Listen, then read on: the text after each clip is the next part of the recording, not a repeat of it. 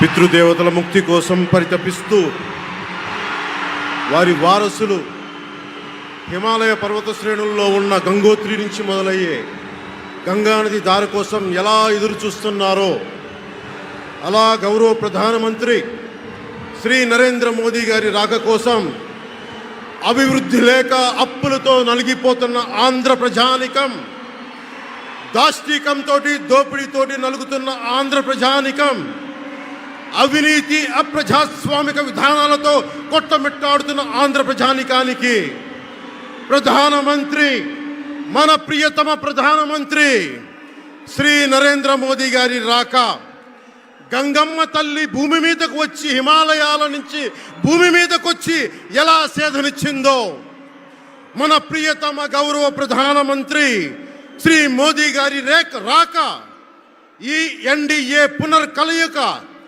5 కోట్ల మంది ప్రజలకి ఆనందాన్నిచ్చింది.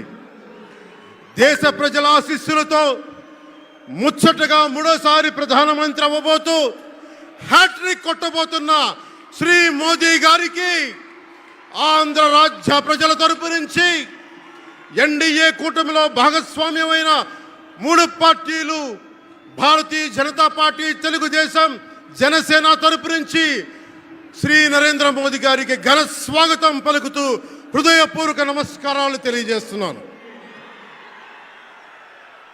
2014లో తిరుపతి బాలాజీ వెంకటేశ్వర స్వామి సాక్షిగా ఈ పొత్తు మొదలైంది.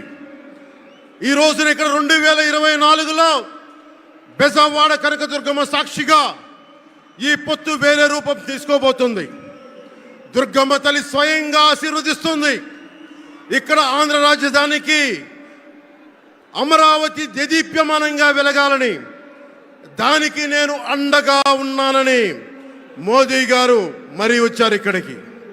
ఒక్కసారి మన కోసం వచ్చిన మోదీ గారికి, మన కష్టాలకు భుజం కాయడానికి వచ్చిన మోదీ గారికి, 5 కోట్ల మంది ప్రజల కోసం నేను ఉన్నానని చెప్పి వచ్చిన మోదీ గారికి ఒక్కసారి బలంగా కరతాళ ధ్వనులతో ఘన స్వాగతం పలుకుదాం.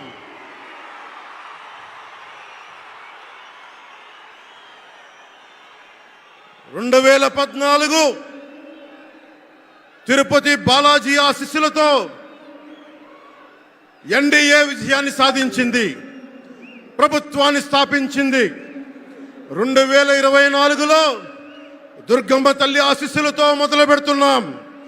అంతకు మించిన ఘన విజయం సాధిస్తున్నాం. ఎన్డీఏ ప్రభుత్వాన్ని స్థాపిస్తున్నాం. బిడ్డలకి అండగా ఉండే దుర్గమ్మ తల్లి అయ్య కంటే ఒక ముద్ద ఎక్కువే పడద్ది. అలాంటి తల్లి ఆశీస్సులతోటి మన ప్రభుత్వాన్ని స్థాపించే దిశగా వెళ్తున్నాం. మోదీ గారు డిజిటల్ భారత్ అన్న నేపథ్యంలో దేశాన్ని మొత్తం తీసుకెళ్తా ఉంటే, ఇక్కడున్న వైసీపీ ప్రభుత్వం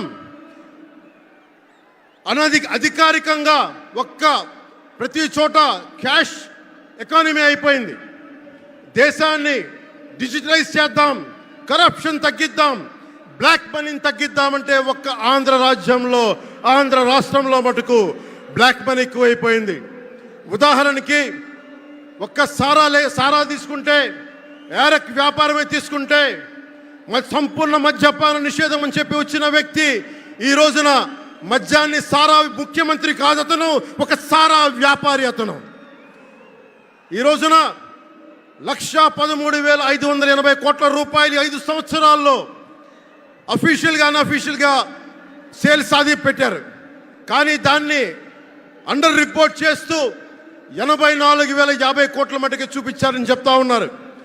ఈ రోజున కేంద్ర ప్రభుత్వానికి కానీ భారతదేశపు ఎక్స్చెక్కర్కి కానీ 10,000 కోట్ల రూపాయల జిఎస్టీ ఎవేషన్ జరిగింది. అలాగే ఇసుక దోపిడీ, జేపీ వెంచర్స్ పేరు మీద ఆ బినామీలు ఎవరో తెలుసు. ఆ 5 మంది पवन जरा पुलिस के लोग उनको नीचे उतारिए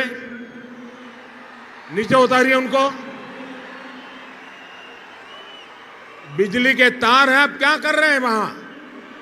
प्लीज कम डाउन।